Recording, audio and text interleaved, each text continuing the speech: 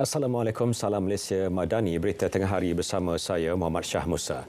Kerjasama antara semua jentera kerajaan pusat dan kerajaan negeri sangat dituntut bagi menghadapi musibah banjir termasuk di Kelantan. Perdana Menteri berkata kerjasama kedua-dua pihak ketika ini telah menjadikan proses membantu penduduk terjejas banjir berjalan lancar demi keselesaan rakyat.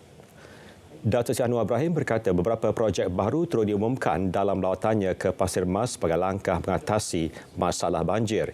Ini termasuk meluluskan pembinaan benteng sementara bagi projek pembangunan lembangan Sungai Bersepadu PLSB Sungai Golok di Rantau Panjang bernilai RM6 juta. Kerajaan Kelantan juga bersetuju segerakan proses pengambilan tanah bagi projek PLSB Sungai Golok Fasa 2 serta proses perolehan bagi 5 projek baru tebatan banjir bernilai RM910.52 juta yang akan bermula tahun depan. Perdana Menteri berharap agar segala yang dirancang bermanfaat dan membantu menyelesaikan masalah banjir. Penduduk terjejas banjir di Kelantan, Terengganu dan Johor secara keseluruhannya menunjukkan pengurangan manakala Pahang meningkat.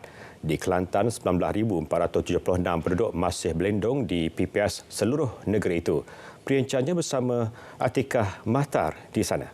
Silakan. Baik Syah, di Kelantan khususnya Kota Baru, cuaca hujan seketika tadi namun kembali cerah ketika ini dan saya kira ia sedikit membantu mereka yang terjejas untuk berharap agar banjir di Kelantan semakin surut. Lokasi di Tambatan Diraja Kota Baru kali ini juga boleh dikatakan sinonim dengan situasi banjir, di mana lokasi ini boleh dikatakan sebagai penanda aras naik atau turun situasi banjir di sini. Dan jika dapat diperhatikan juga, orang ramai mengambil peluang cuti hari Minggu untuk meninjau paras air di sini. Saya kira satu kemestian jika musim terkujuh tiba sebenarnya di sini. Tapi pastikan keselamatan keluarga, anak-anak sentiasa terjaga dan tengoklah anak tu agar tiada sebarang kemungkinan berlaku. Manakala pengusaha kedai di sekitar kawasan ini juga sedang membersihkan sisa banjir seperti lumpur sebelum operasi perniagaan bermula. Bagi keseluruhan Kelantan, penduduk yang terjejas banjir mencatatkan sedikit penurunan dengan hanya 19,476 penduduk terjejas berbanding 19,716 di 4 daerah masih dibuka, melibatkan di Pasir Mas, Tumpat Tanah Merah, Kuala Kerai masih beroperasi PPS melibatkan 52 buah PPS kesemuanya. Manakala Tumpat khususnya di Pekalang Kubur masih mengalami situasi banjir termenung dan tidak membolehkan mereka pulang ke rumah buat sementara waktu. Setakat ini Pasir Mas masih merekodkan penduduk terjejas paling ramai iaitu 15,474 penduduk terjejas banjir membabitkan 5,068 keluarga di 30 PPS di daerah tersebut. Manakala Tumpat mencatatkan angka penduduk terjejas kedua tertinggi dengan 3,231 penduduk terjejas membabitkan 1,147 keluarga. Manakala sungai-sungai di Kelantan juga mencatatkan paras air berstatus jaga-jaga serta bahaya, antaranya di Sungai Kelantan, kawasan sekitar Sungai Golok dan Rantau Panjang. Saya kira itu saja perkembangan yang dapat diberikan dari Kelantan. Kita terus ke Dungun Terengganu. Bagaimana Audi keadaan di sana? Ya, Tika, terima kasih yang berada di Kelantan. Dan keadaan semasa banjir di Dungun ini semakin pulih dan hanya tinggal 2,007 saja penduduk terjejas tinggal di 23 PPS di Dungun ini. Dan untuk pengetahuan anda, cuaca di Dungun ini mendung dan ada beberapa tempat hujan rintik-rintik di beberapa kawasan di Dungun ini. Dan saya bersama dengan Jawatan Kuasa Majlis Belia Daerah Dungun, Cik Saiful Abdul Razak. Assalamualaikum Cik Saiful.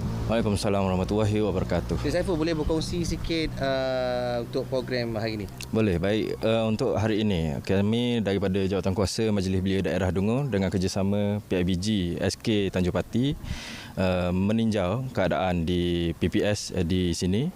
Dan kita juga daripada MBD Dungun sendiri ada menyampaikan sedikit kit makanan untuk beberapa untuk semua budak-budak yang berada di PPS ini. So, selain pada PPS sekolah Tanjung Pati ni, ada tak untuk beri sumbangan di sekitar Dungun ni? Untuk di daerah Dungun, kita memastikan semua PPS yang berada di Dungun, terutamanya di kawasan-kawasan yang terjejas teruk, terutamanya di kawasan Felda Keteh semalam kita pergi, dan kita memastikan semua budak-budak ni kita bagi dia orang ni support moral untuk dia duduk di sini ni, kebajikan dia terjaga. Okay, satu. Selepas banjir surut dan makin pulih, adakah Majlis Belia akan turun padang memberi bantuan untuk pasukan banjir bersih-bersih kawasan rumah yang terkesan dekat banjir? Itu semestinya. Kita juga sedang mengumpul sukarelawan di bawah dengan kerjasama Pejabat Belia Sukan Daerah Dungun membagi misi pembersihan, iaitu pasca banjir yang kita tengoklah di mana kawasan-kawasan yang memerlukan pembersihan kita akan turun bersama-sama, dan kita juga masih lagi membuka peluang kepada anak-anak muda terutamanya untuk menyertai misi ini. Okey, terima kasih kerana sudi berkongsi dengan masyarakat mengenai keadaan semasa dan juga program pada hari ini. Dan untuk pengendara 11 PPS dibuka di sekolah di Dungun ini, 11 sekolah telah dibuka untuk menempatkan penduduk-penduduk yang terjejas akibat banjir pada kali ini. Dan kita akan terus ke lokasi Ben yang berada di PPS Sekolah Kebangsaan Fakih Kuantan. Ben, sila kongsikan keadaan semasa banjir di sana. Ya, Audi, jumlah penduduk terjejas banjir di Pahang terus meningkat kepada 212 penduduk terjejas daripada 60 keluarga membabitkan 6 daerah berbanding 207 orang semalam, dan mengikut data yang dikeluarkan oleh Sekretariat Bencana Angkatan Pertahanan Awam Pahang setakat pukul 10 pagi tadi, daerah Kuantan mencatatkan jumlah penduduk terjejas paling ramai iaitu seramai 64 orang daripada 22 keluarga yang kini berlindung di PPS Sekolah Kebangsaan Fakih, dan diikuti daerah Jerantut, Bera dan Temeloh masing-masing ditempatkan di 2 PPS, manakala daerah Rompin dan Maran masing-masing hanya 1 PPS dibuka. Dan secara keseluruhan sebanyak 10 PPS telah dibuka di negeri ini yang menempatkan 212 penduduk terjejas. Dan sementara itu semua PPS yang beroperasi di negeri ini turut dilengkapi kit ujian kendiri yang disediakan Agensi Pengurusan Bencana Negara NADMA sebagai persediaan bagi mengawal penularan wabak COVID-19.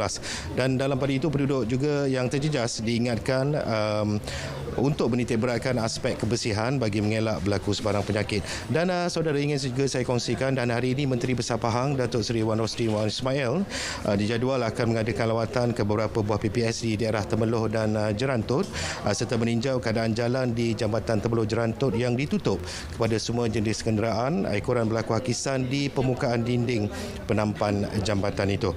Baik, saya kira itu saja yang dapat saya kongsikan langsung dari PPS Sekolah Kebangsaan Fakih Kuantan. Kembali bersama Syah untuk laporan seterusnya. Silakan Syah. Baik, terima kasih Jasmine. Jenazah seorang wanita dipindah 3 kali daripada van jenazah ke terak tentera berikutan laluan di Kampung Paya Garuk, Jalan Jerantut, Felda Padang Piol Jerantut dinaiki air. Laluan tersebut ditenggelami air sedalam kira-kira 0.5 meter dengan sejauh kira-kira 100 meter dan tidak boleh dilalui kenderaan ringan. Penyelaras DUN Pulau Tawar Haris Saleh Hamzah yang turut serta membawa jenazah berkata wanita itu Zaitun Muhammad 66 tahun meninggal dunia di Hospital Sultan Haji Ahmad Shah Temeloh akibat mengalami penyakit radang hati pada jam 11.35 malam pada Rabu. Walaupun mengalami sedikit kesulitan, namun pengurusan jenazah selamat dilakukan dengan kerjasama tentera, bomba, Jabatan Kebajikan Masyarakat, Pejabat Penghulu dan Angkatan Pertahanan Awam. Setelah itu, pelbagai alternatif digerakkan selari kehendak Menteri Besar Pahang, Datuk Seri Wan Rosli Wan Ismail, yang mahu semua aset kerajaan terus digerakkan membantu penduduk terjejas banjir.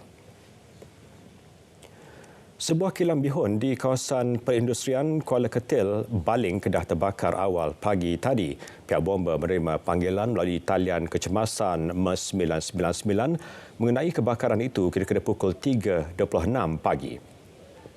Ketua Zon 3 Jabatan Bomba dan Penyelamat Malaysia Kedah, Penguasa Kanan Bomba 2 Rahimi Ali menerusi kenyataan berkata sebanyak 4 jentera bomba dan 2 jentera tangki air dengan 40 pegawai serta anggota dikerahkan ke lokasi kejadian. Operasi memadamkan kebakaran turut mendapat bantuan daripada Balai Bomba dan Penyelamat Baling, Aman Jaya, Sungai Petani, Kulim High Tech dan Yan selain pasukan bomba sukarela berhampiran. Kebakaran terkawal pada pukul 5.20 pagi. Setelah itu, Pusat Kawalan Bencana Kebakaran berkenaan diaktifkan. Tiada kemalangan jiwa dilaporkan. RM334 juta nilai jualan berjaya dijana menerusi misi pecutan ekspor Perbadanan Pembangunan Perdagangan Luar Malaysia Matret ke Jakarta, Indonesia. Jumlah itu dicapai menerusi 93 sesi mesyuarat dan padanan perniagaan yang diadakan dari 18 hingga 21 Disember lepas.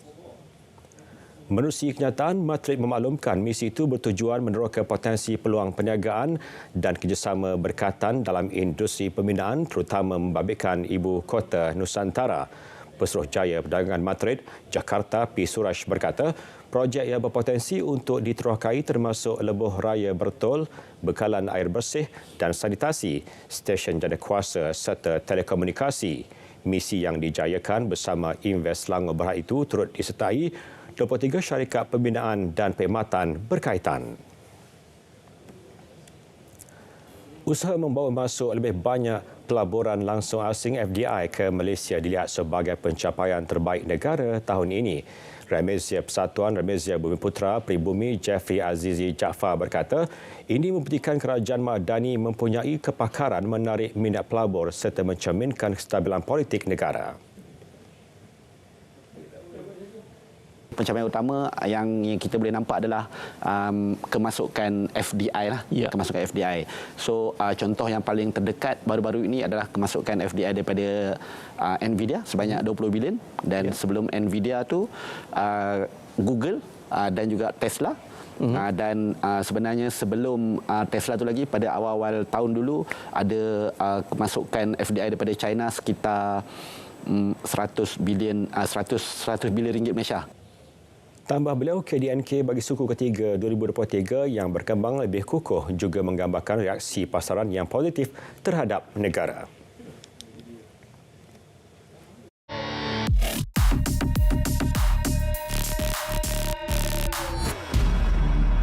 Elektrik akan naik harga pada 1 Januari 2024.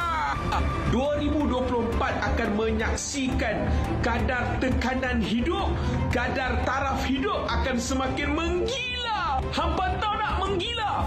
Makin mahal. Orang miskin akan semakin miskin, susah papa ke dana. Orang kaya makin kaya buat duit. Heboh di TikTok, kononnya kos sara hidup di negara ini akan naik mendadak tahun depan dek kerana kenaikan tarif elektrik. Hantaran dibuat pempengaruh media sosial yang pernah tular kerana mengaitkan sains dengan sihir. Semakan pasukan Biar Betul mendapati tuduhan yang dilempar tidak berasas.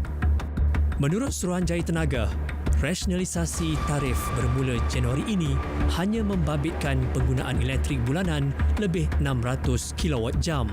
Ini bermakna 85% pengguna tidak akan terkesan dengan perubahan kadar. Malah, 99% pengguna juga masih menerima subsidi. Bagi meminimumkan impak pelarasan tarif, subsidi RM1.9 bilion turut diperuntuk kepada kategori pengguna terlibat. Henti cipta persepsi negatif, elak cetus kegusaran awam. Penyebaran berita palsu merupakan kesalahan. Terima bahan fitnah atau disyaki tidak betul, segera lapor ke MCMC. Biar betul, tak pasti, jangan kongsi.